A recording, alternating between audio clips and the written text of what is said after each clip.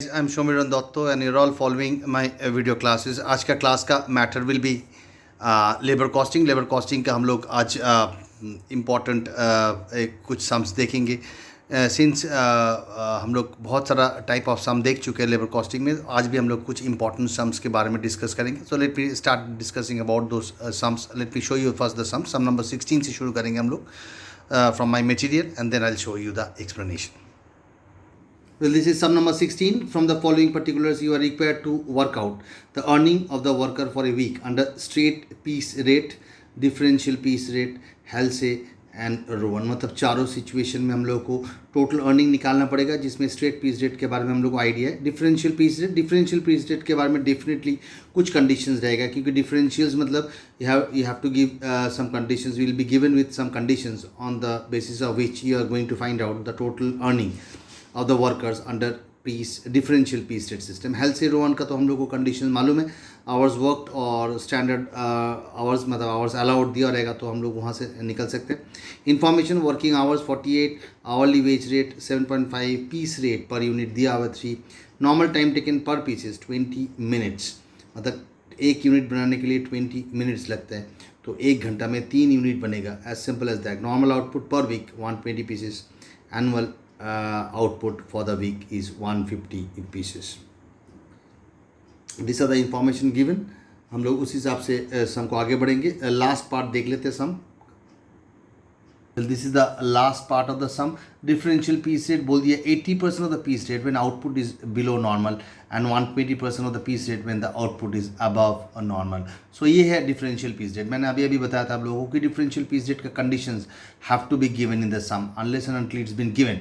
क्या दिया हुआ है कि piece 80% अगर efficiency होगा 80% of the piece rate when the below normal के below, अगर normal जो स्टैंडर्डाइज्ड आउटपुट है उससे अगर बिलो में प्रोड्यूस कर रहे हो तो आपको पीस रेट का 80% मिलेगा, और अगर नॉर्मल के ऊपर अगर आप प्रोड्यूस कर रहे हो तो आपको 120% ऑफ द पीस रेट मिलेगा। So this is all about the sum number 16 from my material, page number 35। आप लोग देख लीजिए सम को, उसके बाद will start with an explanation and solution.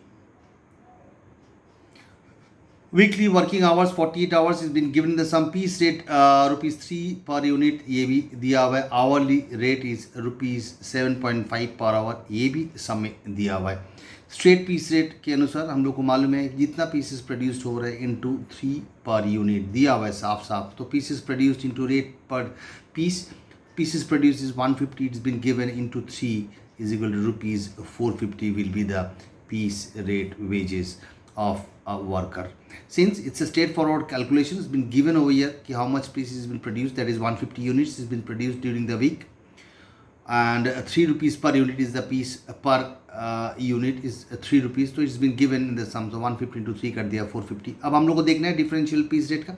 Differential piece rate में as he is producing more than the standard output of 120 pieces, इधर 120 pieces standard output दिया हुआ है, ये प्रोड्यूस कर रहा है 150, तो definitely he is producing more than the standard, so उसको 120% ऑफ द पीस रेट मिलेगा। मतलब 450 इंटू 120% कर देने से आपका डिफरेंशियल पीस रेट में क्या उसका अर्निंग होगा वो भी निकल जाएगा।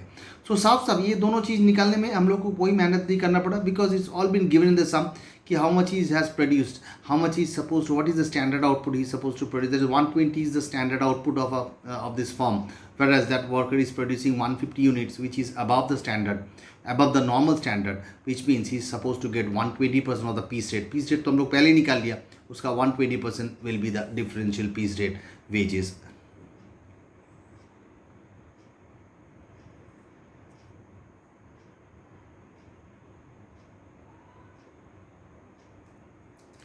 Now comes the main part of the sum, that is Halsey premium। Halsey premium में हम लोग को मालूम है straight forward formula is time works, I mean hours worked into rate per hour plus 50% of the time saved into rate per hour. That means इधर कितना घंटा काम किया, कितना घंटा अलाउड किया गया था और कितना घंटा सेव्ड है, ये तीनों चीज़ हम लोग को चाहिए। Here actual hours worked is 48 hours and the normal output is 120 pieces in a week।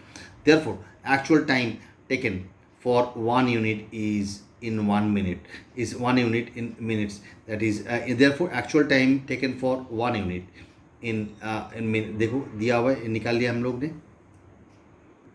लोग निकाल लिया इधर से कि देयर एक्चुअल टाइम कितना टेकन हुआ for 1 unit in minutes. In minutes हम लोग निकाल लिया कि कितना एक्चुअल टाइम लगना चाहिए था, तो 48 आवर्स इंटू 60, मतलब हम लोग यूनिट्स में कन्वर्ट कर लिया। 48 hours is the hourly hours to be worked in a week, into 60 करने से मिनट्स में आ गया, डिवाइडेड बाई 1 वीक में कितना प्रोड्यूस होना चाहिए था, 120 पीसेस प्रोड्यूस होना चाहिए था, तो 24 minutes is the time allowed for one unit. 24 minutes is the time allowed for 1 unit. उस हिसाब से स्टैंडर्ड टाइम कितना लगना चाहिए था 150 यूनिट्स प्रोड्यूस करने के लिए, देखिए 60 आवर्स लगना चाहिए था। तो ये जो कैलकुलेशन है, this is the crucial calculation in this sum, कि इधर 48 hours is the weekly hours दिया, दैट मीन्स एक लेबर 48 आवर्स से ज़्यादा काम नहीं कर सकता है। बट हम लोग को ये देखना है कि एक्चुअली कितना घंटा का काम दिया गया था उसको, तभी तो उसको हेल्थ से ये रोन मिलेगा, क्योंकि ज़्यादा घंटे का काम देने से आप अगर कम टाइम में करते हो तो you are saving the time, which means you are eligible for Halsey या रोवन। सो इधर देखना पड़ेगा हम लोग को कि एक यूनिट बनाने के लिए कितना टाइम अलाउड किया गया था, तो that means it is 48 hours into 60, that is इतना मिनट्स आपको काम करने के लिए अलाउड है, डिवाइडेड बाई 120, विच मीन्स हम लोग को निकल गया कि 24 units is the standard time. और उस हिसाब से 150 यूनिट्स बनाने के लिए स्टैंडर्ड टाइम कितना होना चाहिए, 150 इंटू 24, दैट इज़ 3600 मिनट्स। अब आप लोग बोलोगे कि एक यूनिट बनाने के लिए 20 मिनट्स लगते हैं, तो दिया हुआ है समय, वो the information that is been given in the sum, that information is of no use in this sum as because of the fact कि हम लोग को इधर स्टैंडर्ड टाइम निकालना पड़ेगा कि कितना टाइम अलाउड किया गया था, दैट इज़ 60 आवर्स। और ये बेस करके किसके ऊपर बेस करके करना पड़ेगा, पहले हम लोग को 120 यूनिट्स लेना पड़ेगा, क्योंकि that is the standard output, और उस हिसाब से कितना मिनट लगना चाहिए उस स्टैंडर्ड आउटपुट को हासिल करने के लिए, कितना मिनट्स लगना चाहिए, दैट इज़ 24 मिनट्स लगना चाहिए। बट एक्चुअली ये प्रोड्यूस कितना कर रहा है 150, तो 150 के लिए कितना टाइम देना चाहिए था, अलाउड करना चाहिए था, 60 आवर्स देना चाहिए था। सो ये हम लोग क्या किया, नॉर्मल आउटपुट को कंसीडर करते हुए एक वीक में कितना घंटा टाइम होता है, कितना मिनट्स होता है, वो that minutes divided by 120 units will give you the 24 minutes, which has been standard time for 1 unit if they are producing 120 units, but actually he is producing 150 units, so 150 के लिए कितना standard time होना चाहिए, that is 60 hours. But actually उसने काम कितना किया, एक हफ्ता में 48 आवर्स से ज़्यादा है नहीं, तो इधर से पता चल जाएगा कि कितना टाइम उसने सेव किया, दैट इज़ 12 आवर्स सेव किया। 60 आवर्स का काम उसने 48 आवर्स में किया। So this is the basic working, यहाँ से शुरू होके और यहाँ तक ये बेसिक वर्किंग है। ये वर्किंग एक बार निकाल लिया तो हम लोग को पता चल जाएगा कि टाइम अलाउड कितना है, time taken 48 hours is been given in the sum, and time saved कितना होगा।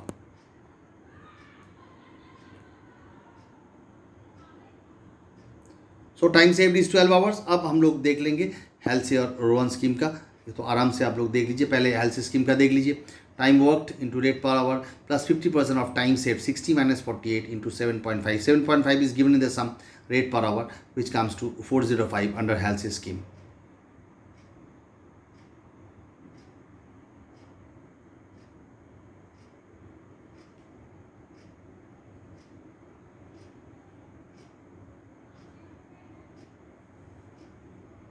Now under one scheme, this is the formula: time worked into rate per hour plus time saved by time allowed into time taken. Time saved is 12 by time allowed is 60 into time taken 48 into 7.5, that will give you 432.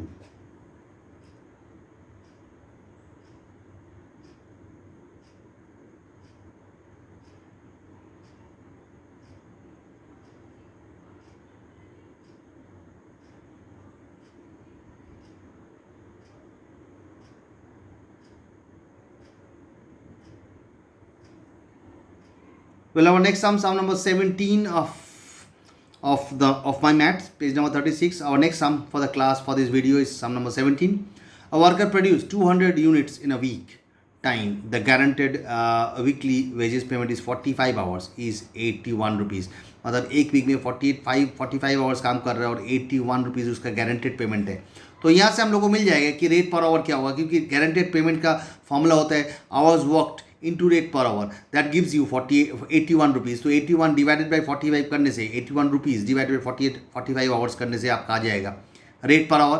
The expected time to produce 1 unit is 15 minutes, which is raise further by 20% under the incentive scheme. मतलब अब पहले तो एक unit बनाने के लिए 15 minutes लग रहा था, अभी 20% ज़्यादा टाइम लग रहा है, is raise by further 20 minutes. मतलब 15 मिनट्स का 20% ऐड कर दो तो आ जाएगा 18 मिनट्स। मतलब अब एक यूनिट बनाने के लिए 18 मिनट्स का ज़रूरत पड़ेगा। So what will be the earning per hour of the worker under health scheme and the Rowan scheme? So this is a simple sum. इसको हम लोग कैसे करते हैं एक बार देखते हैं.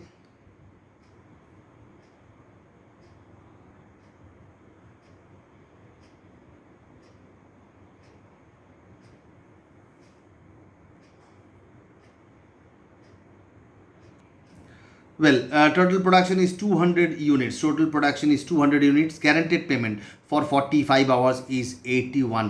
Guaranteed payment for 45 hours is 81. तो इधर रेट पर आवर दिया हुआ निकल जाएगा 81 divided by 45. 81 rupees divide by 45 hours, जितना घंटा काम किया और काम करने से उसको इतना रुपया गारंटेड पेमेंट मिला, तो 1.80 is the rate per our. To produce one unit, time taken is 15 minutes, which is now raised by 20%. That means 18 minutes now. So 15 minute का 20%, that is 3 मिनट ऐड कर दीजिए तो 18 मिनट आएगा. So that means एक unit produce करने के लिए time allotted is 18 minutes. इधर वो प्रोड्यूस करे 200 यूनिट्स, तो उसके लिए कितना मिनट अलॉटेड है? 3600 मिनट्स. 18 इंटू 200 करने से आ जाएगा 3600 मिनट, विच इज़ 60 आवर्स. उसको आवर्स में अगर कन्वर्ट करेगा तो देख लीजिए एक बार ध्यान से इस वर्किंग को. मैंने क्या किया, पहले 15 मिनट लग रहा था एक यूनिट बनाने के लिए, अभी 20% बढ़ गया, तो 15 मिनट का 20% होता है 3 मिनट, तो जोड़ दीजिए तो 18 मिनट होगा. तो एक यूनिट बनाने के लिए प्रेजेंटली 18 मिनट्स इज रिक्वायर्ड.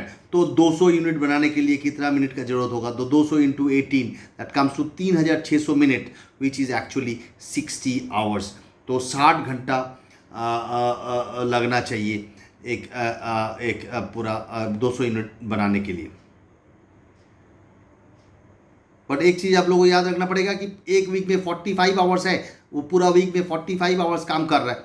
तो 45 आवर्स काम कर रहा है मतलब आपको ये जानना पड़ेगा कि 60 घंटे का काम, ये जो 60 आवर्स स्टैंडर्ड टाइम गिवन, इसका काम उसने 45 आवर्स में किया, मतलब 15 घंटा का सेविंग्स हुआ है. सो दिस यहाँ तक ये जो मैंने कर दिया, यहाँ तक हम लोग जो कर दिया, इसके बाद ये sum will be a damn easy one, because यहाँ तक कैलकुलेट करना ही आपका इंपॉर्टेंट होगा. बिकॉज आपको जब तक स्टैंडर्ड टाइम या टाइम अलाउड मालूम नहीं होगा तो आप नहीं कर सकोगे, क्योंकि you cannot find out the time saved, how much time is been saved. So over here 60 hours is the standard time which is been allowed for completing 200 units, but this labor has completed this job in 45 hours because पहले शुरू में दिया हुआ है एक week में 45 hours से उसने काम किया. तो सिंपल बात है, 60 घंटा का काम उसने 45 घंटा में किया, तो he has saved 15 hours of time. Now Halsey scheme में कैसे कैलकुलेट किया देख लीजिए. It's a simple one, time taken into rate per hour plus 50% of time saved into rate per hour, as simple as that करके हम लोग निकाल लिया answer.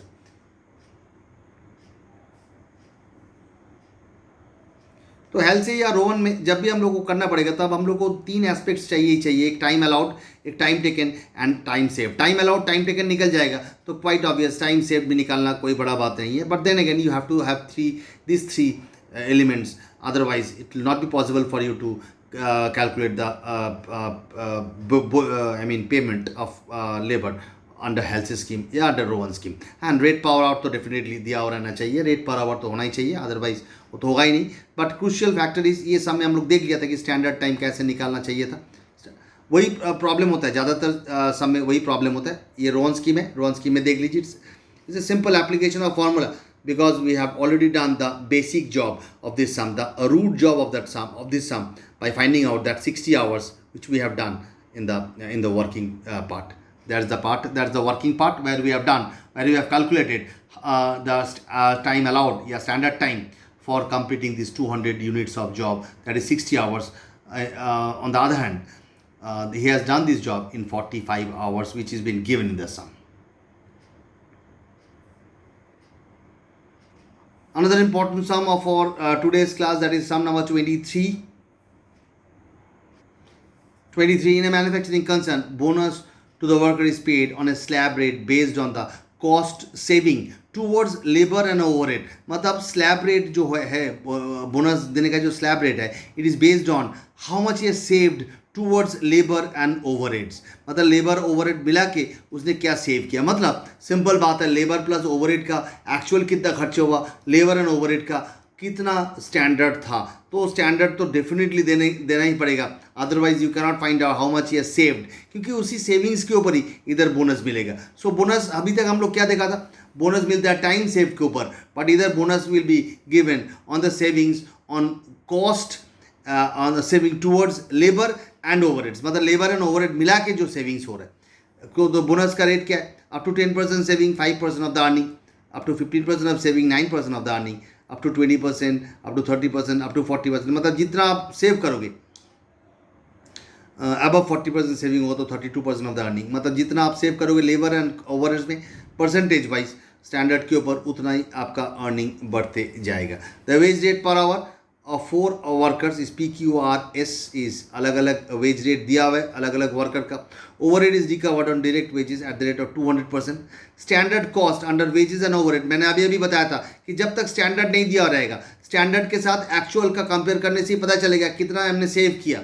Standard cost over under wages and overhead per unit of production is fixed at ₹30, मतलब ये जो standard है, ये ₹30 जो स्टैंडर्ड है, this is the standard overhead and wages cost in total for all the workers. तो अब ये ₹30 से कितना कम में किया, कौन सा वर्कर इस ₹30 से कम में किया, वो हम लोग को देखना है। और कितना कम में किया, कितना परसेंटेज उसने सेव किया, वो देखना है। जितना परसेंट सेव करेंगे उस हिसाब से उसका बोनस मिलते जाएगा। और the worker have completed 1 unit each in this hours, इतना घंटा काम किया उस लेबर ने, तो ये गारंटेड पेमेंट तो मिलेगा ही।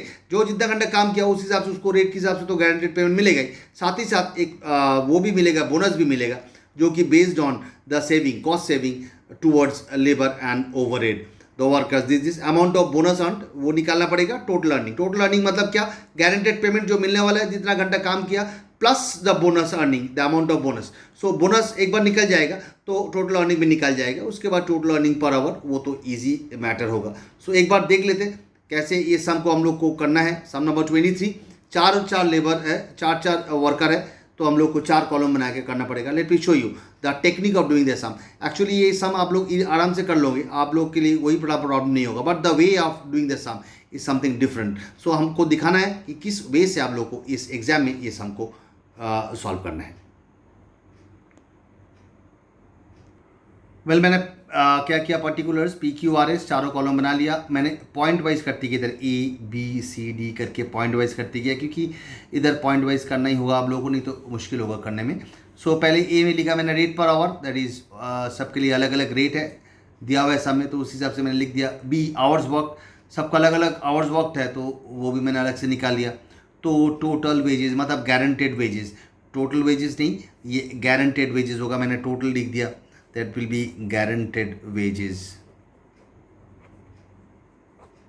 Guaranteed wages. It will be guaranteed wages. That will be A into B. जितना घंटा काम किया into rate per hour, उस हिसाब से देखो guaranteed wages सबका आ गया। और ओवरहेड्स, ये एक्चुअल गारंटेड वेजेस है, मतलब कितना रुपया का काम, मतलब कितना रुपया वो लोग को मिलेगा as they have worked for how many hours, उस हिसाब से, प्लस ओवरहेड्स। क्योंकि दोनों चीज़ निकालने के बाद हम लोग दोनों चीज़ को ऐड करेंगे, फिर उसके बाद देखेंगे स्टैंडर्ड से वो कितना कम है, कितना परसेंट वो सेव किया।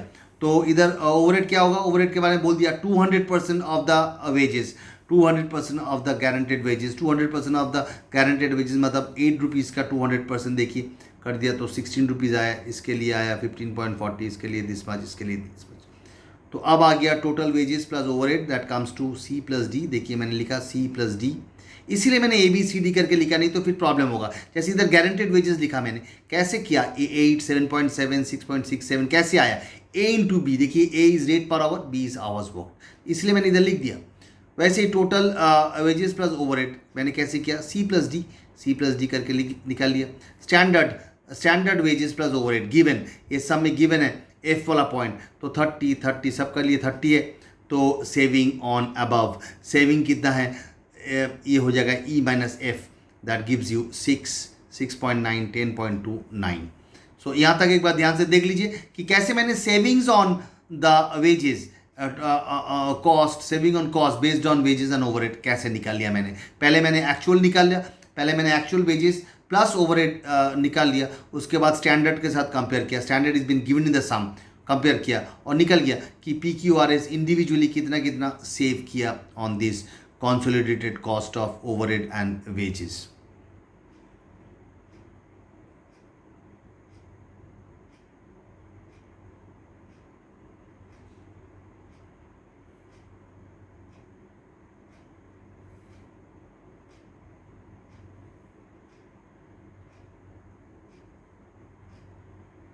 उसके बाद परसेंटेज ऑफ सेविंग्स, ये इसने 6 सेव किया ऑन स्टैंडर्ड। ये 6/30 स्टैंडर्ड के ऊपर मेजर किया जाएगा। कितना परसेंट होता है? 6/30 इंटू 100, दैट इज देखिए 6/30 into 100 is 20%, 6.9/30 into 100 is 23%, 10.2/30 that is 34%, 9/30 into that is 30%। तो देखिए percentage on savings, percentage of savings on standard मैंने लिख के रख दिया इधर, percentage of savings on standard करके निकाल लिया हमने कि कितना कितना परसेंट सेव किया। तो बोनस अर्न क्या होगा? इसने 20% सेव किया, तो 20% के लिए क्या रेट है? 20% के लिए देखिए रेट दिया हुआ है, 20% के लिए रेट है up to 20% savings 13% of earning. तो 13% ऑफ अर्निंग, अर्निंग कितना था इसका? 8 रुपीज़ अर्निंग था, 8 रुपीज़ अर्निंग था, तो 13% ऑन अर्निंग, 13% ऑफ 8, 21% ऑफ 7.7, क्योंकि इसने सेव किया 23%, सो अप टू 30% वाला रेट अप्लाई होगा। इसने सेव किया 34%, मतलब अप टू 40% सेविंग का ये होगा 28% हो जाएगा। इसने सेव किया 30%, तो इसमें भी 28% ही होगा, सॉरी अप टू 30% मतलब 21% होगा। सो ये करने से आपका आ गया बोनस। बोनस इंडिविजुअली निकाल लिया मैंने सबका, कितना परसेंट सेव किया उस हिसाब से स्लैब रेट तो दिया हुआ है, अर्निंग के ऊपर उतना परसेंट कैलकुलेट कर लिया। अर्निंग मतलब टोटल वेजेस जितना पे किया गया है उन लोगों को, उसको अर्निंग बोलते हैं। सो उस अर्निंग के ऊपर हमने परसेंटेज कैलकुलेशन कर दिया, करके बोनस निकाल लिया। अब टोटल अर्निंग क्या होगा? टोटल अर्निंग भी that guaranteed wages plus bonus. Guaranteed wages जो था, टोटल वेजेस जो गारंटेड वेजेस था, टोटल वेजेस नहीं होगा, ये गारंटेड वेजेस प्लस बोनस करने से आपका टोटल अर्निंग आ जाएगा।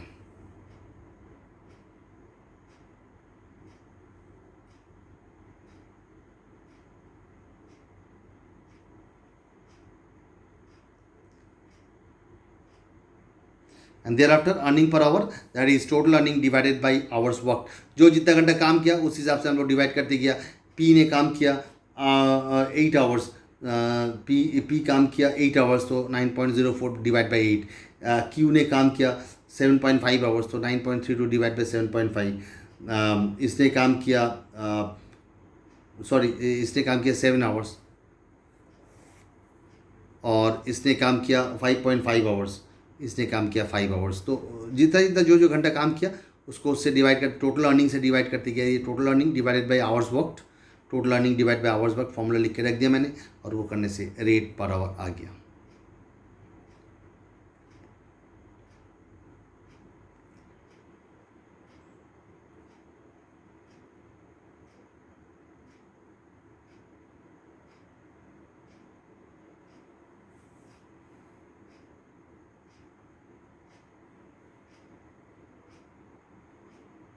सो this all about this sum. पहले रेट पर आवर निकाल दिया हुआ है, आवर्स वर्क दिया हुआ है, उस हिसाब से हमने गारंटेड वेजेस निकाल लिया।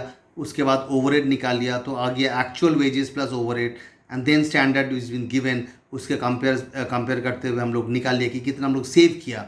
उसके बाद उसको परसेंटेज ऑन स्टैंडर्ड निकाल लिया, और जो जितना परसेंट सेव किया उस हिसाब से उसका बोनस अर्निंग हुआ। बोनस अर्निंग निकालने के बाद गारंटेड वेजेस के साथ ऐड कर दिया बोनस को, it gives you the total earning. Total earning जैसे ही आ गया हम लोग अर्निंग पर आवर निकाल लिया, total earning divided by hours work करके।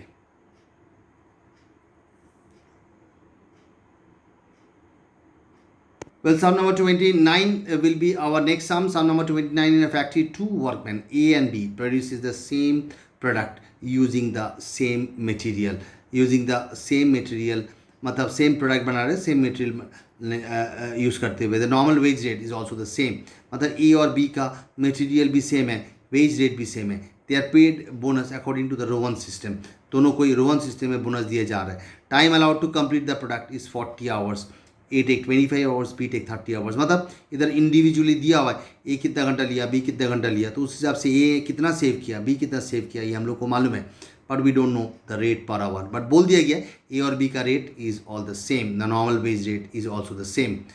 The factory cost, the factory cost of the product मतलब work cost of the product is 193 A के लिए इतना, बी के लिए इतना। फैक्ट्री कॉस्ट भी दिया हुआ है। The factory overhead is 1 per man our, ₹1 per man our. जितना घंटा काम किया तो उस हिसाब से ₹1। Find the normal wage rate and the cost of material used for the product. बहुत ही बढ़िया सम है, सम को ध्यान से देख लीजिए, उसके बाद will show you the solution. Sum number 29 from page number 39.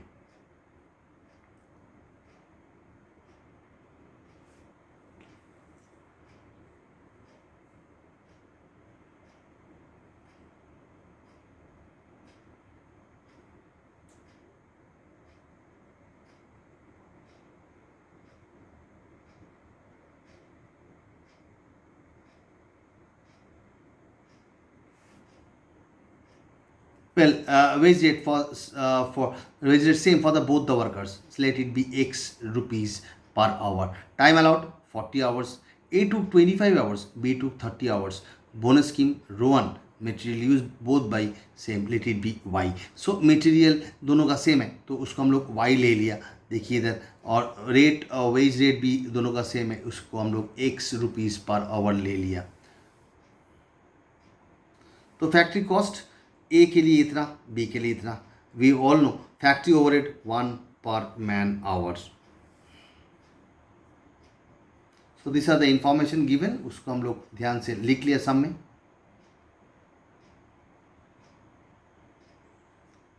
Rate per our दिया हुआ नहीं था तो रेट पर आवर दोनों का सेम है इसलिए X रुपीज़ पर आवर ले लिए ऊपर में एकदम पहला लाइन पे. टाइम अलाउड दिया हुआ है 40 आवर्स. ए 25 घंटा लिया, बी ने 30 घंटा लिया. और बोनस स्कीम रोवन दोनों का ही सेम स्कीम में बोनस दिया जाएगा. मटेरियल यूज दोनों के लिए सेम है उसको हम लोग वाई ले लिया. फैक्ट्री कॉस्ट दिया हुआ है ए के लिए 193.75, बी के लिए 205. Factory overhead ₹1 per man hours.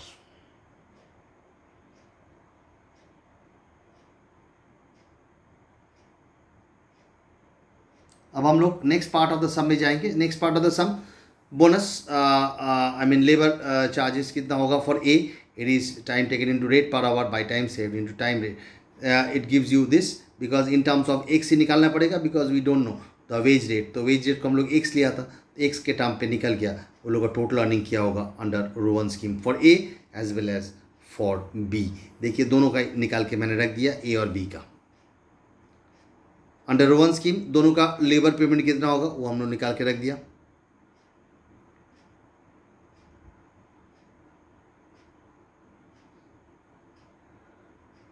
So wages for both A and B total earning या टोटल वेजेस बोल सकते हैं हम लोग for both A and B. It in terms of X होगा क्योंकि rate per our is not given उसको हम लोग एक्स लिया था. And for both A and B it same x, इसीलिए मैंने दोनों में ही एक्स लिया. देखो इसने इतना घंटा काम किया 25 इंटू एक्स, इसने इतना घंटा काम किया तो 30 into x. This the guaranteed payment plus time saved by time allowed into time taken into rate per our. इसके लिए भी सेम करके मैंने अल्टीमेटली दोनों का निकाली. इसका आया 275x बाई 100 बाई 8, इसका आया 75x बाई 2.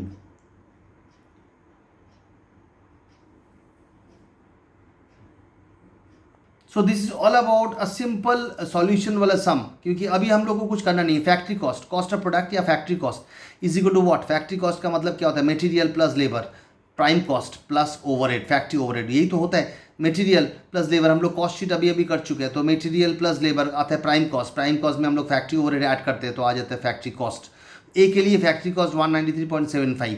ए के लिए मटेरियल कितना है? वाई हम लोग अभी अभी लिया था Y plus labour payment 275x by 8 अभी अभी निकाला plus 25 1 rupees per man hour. मतलब कितना घंटा काम किया ए ने? 25 घंटा काम किया तो 25 into 1 25 that will give you 193.75. Similarly for B it will be Y, material is same for both A and B plus 75x by 2 अभी अभी मैंने निकाल दिया total payment under one scheme. Plus इसने 30 घंटा काम किया तो 30 into 1 30 rupees is equal to 205. ये दोनों को सॉल्व करना पड़ेगा और सॉल्व करने से ये आंसर आ जाएगा आपका. Y विल बी 100 आएगा एंड X विल बी 2. सो ये दोनों को सॉल्व करेंगे तो X आएगा 2 rupees and Y will be 100. X means rate per hour which will come to 2 rupees and Y is material which will come to 100 rupees. मैंने ऐसे करके सॉल्व किया. आप लोग एक बार देख सकते हो मैंने कैसे सॉल्व किया. एरो करके मैंने दिखाया. ये सॉल्यूशन आप लोग अपने हिसाब से भी कर सकते हो. हमने अपने हिसाब से दिखाया, आप लोग अपने हिसाब से भी सॉल्यूशन कर सकते हो. ऐसे नहीं है कि मेरा ये रूल फॉलो करना पड़ेगा. हाँ, ये सॉल्यूशन का रूल आप लोग आराम से खुद से अप्लाई कर सकते हो. पर जहाँ पर कुछ टेक्निकल इश्यूज है वो उधर in that situation you have to follow my way, my rule. अगर कोई टेक्निकल इशू है, अगर कोई प्रिंसिपल है, बट इधर सॉल्व करना कोई बड़ा प्रिंसिपल नहीं है. तुम लोग अपने हिसाब से भी इसको सॉल्व कर सकते हो। ये सॉल्व करके मैंने दिखा दिया कि कैसे x will be 2 and y will be 100।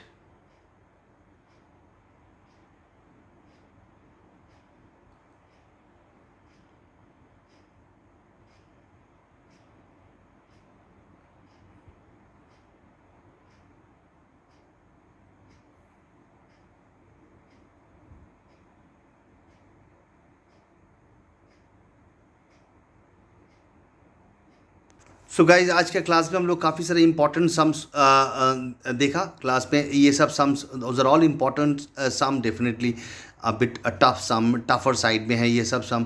आप लोग को प्रैक्टिस करना पड़ेगा and as we all know that कि we are following the live classes parallelly. So उधर आके हम लोग अपना प्रैक्टिस कर सकते हैं, उधर आके हम लोग अपना क्वेरीज को भी क्लियर कर सकते हैं। उधर आके हम लोग को अगर फर्दर कोई एक्सप्लेनेशन का ज़रूरत होता है तो उस क्लास में आके लाइव गूगल मीट का क्लास में आके हम लोग उस पार्ट को क्लियर भी कर सकते हैं। टिल देन आप लोग ये सम को देखते रहो, इस वीडियो को देखते रहो, इस सम्स को प्रैक्टिस करते रहो और डेफिनेटली अगर कुछ क्वेरीज होता है तो वेट करना for the next live Google classes, जहाँ पर हम लोग आके अपना क्वेरीज को क्लियर करेंगे। Till then enjoy this video, have a good day, take care of your self.